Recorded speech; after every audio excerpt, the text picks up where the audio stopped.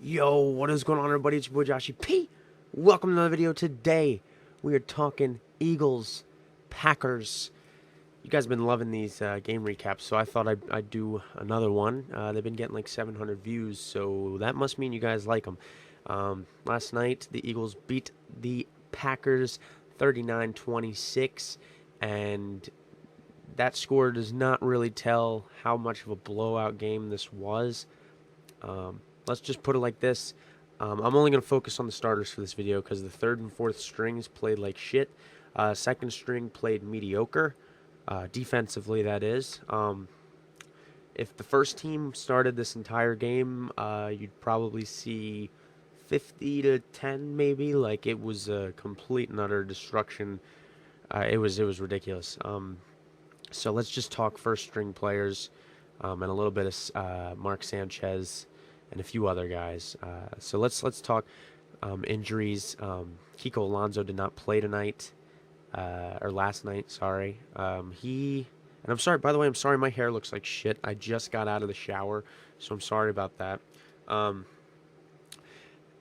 Alonso did not play last night. Something like his legs didn't feel right or something. Chip said that he would be playing if it was a regular season game, though, so it's nothing I'm too worried about. Hey, look, I don't want anybody to get hurt this preseason, so if he wants to sit, fine. I know what Kiko Alonso's capable of. Y'all know what Kiko Alonso's capable of. We don't need to see him until the regular season. I would love for him to get some game time because he literally hasn't played in a game since 2013.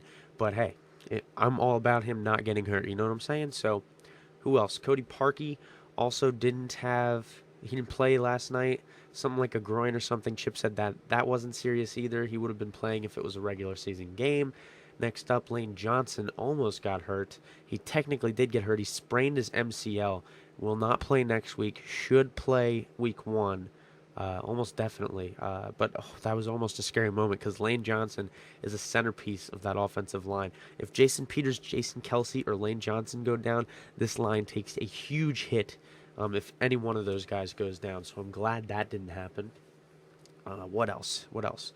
I think that was all for injuries. Now let's talk Sam Bradford. Wow. Right? Wow. This guy, he's the real deal.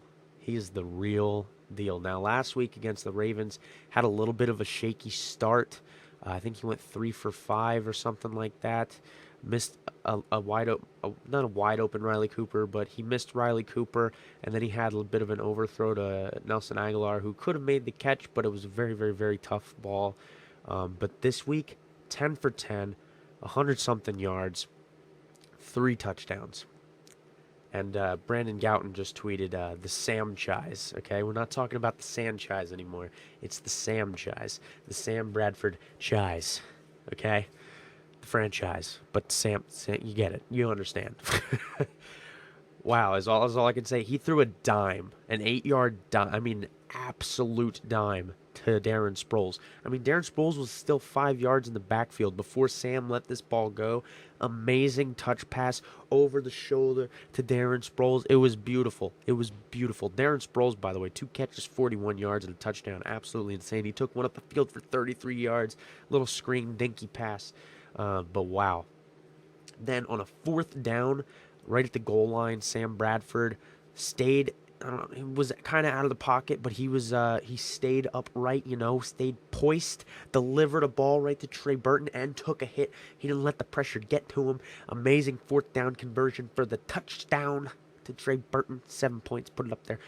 Tim Tebow went for 2 on the first 2 touchdowns. Missed them both. Almost threw a pick on the second one. If he ran that back, I think they get 2 points, or I don't know how that works, but it would have been stupid. So Tim Tebow, I do not think makes the team. Honestly, I'd rather have them cut Barkley and Tebow, both of them. Just cut them both and have, an extra guy like Raheem Mostert or something like that. Let's talk offensive line.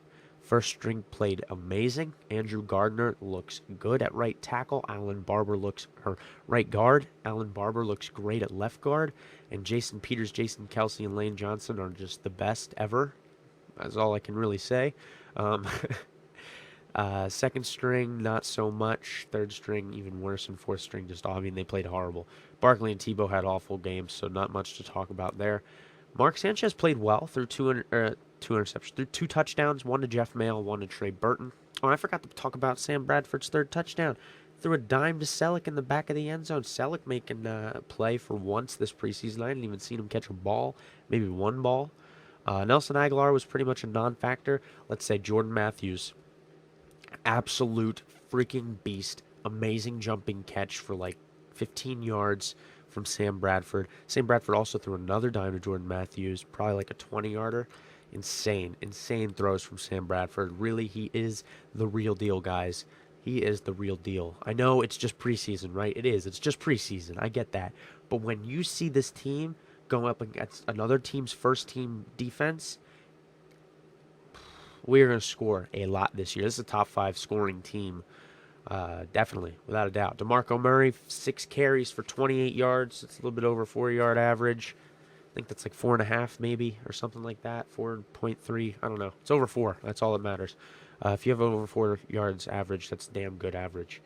Ryan Matthews, let's say he just runs like a freaking bull. The dude's legs are just huge, man. He's got huge legs, and people try to wrap his legs up. It does not work, fam. You cannot tackle this man. He's too powerful.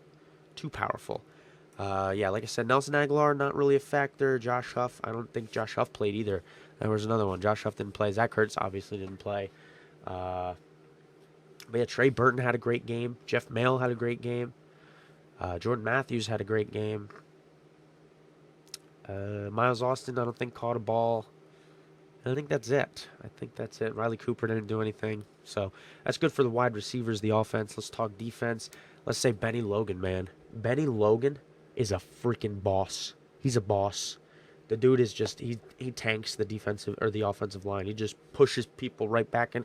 Amazing. Fletch is as well. Fletch is just a freaking bull. It's insane. Connor Barwin, Brandon Graham both played well. Michael Kendricks' first game back.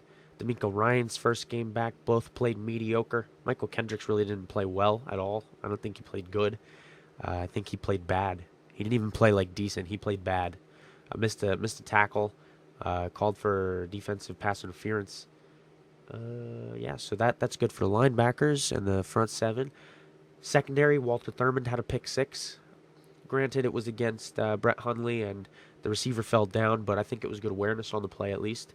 And he did a little bit of Deion Sanders into the end zone. So that was cool. What else? Byron Maxwell had a decent game. They let up some plays, right? I wasn't happy about that. Granted, it is just, like I said, it is just preseason. So get all the bad plays out now. You know, I'm not giving the fact that it's preseason. I'm not using that as an excuse. I'm just saying get the bad plays out now. Get the penalties out now. Byron Maxwell would have had an interception. It was off a tip, but Malcolm Jenkins got called for defensive pass interference, so he didn't really have a good game either. Thurm played well. Maxwell played well. Nolan Carroll played well. I want to say Maxwell played decent. He did give up a few plays, which I wasn't happy about at all, but Carroll played well. Eric Rowe did not play well. Started off good, knocked the ball out of Randall Cobb's hands for an incompletion, which Mike McCarthy actually challenged, and it got confirmed that it was incomplete. He had that good play, but then after that, he was getting burned up and down the field, so that kind of sucks. But hey, he's not going to play starting out. He's not going to start outside anyway. He's most likely going to play the nickel. So the slot, yeah. So we should be fine with him. And yeah, Jordan Hicks played decent for a game. You know, Brian Brayman. I mean, the special teams is still great. Raheem Mostert ran back a 67-yard kickoff, so that was pretty cool. Kenyon Barner had an amazing 50-yard catch and run. It was, I mean, great game from the Eagles by far. Like I said, the third and fourth string really played like shit. That's why the score was really bad. After Sanchez and Bradford, the team didn't score anymore. So, you know, it is what it is. It happens, but it's a pretty damn good game. I'm very happy about that. Let me know what you guys thought about the game in the comments section. Check out my sponsors in the description. Let me know what you guys want to see. More Eagles stuff, more Madden stuff, more H1Z1 stuff. I'm probably going to have an H1Z1 video for you guys tomorrow. But until then, I hope you guys enjoyed. Fly, Eagles, fly. I'll see you guys in the next one. Deuces.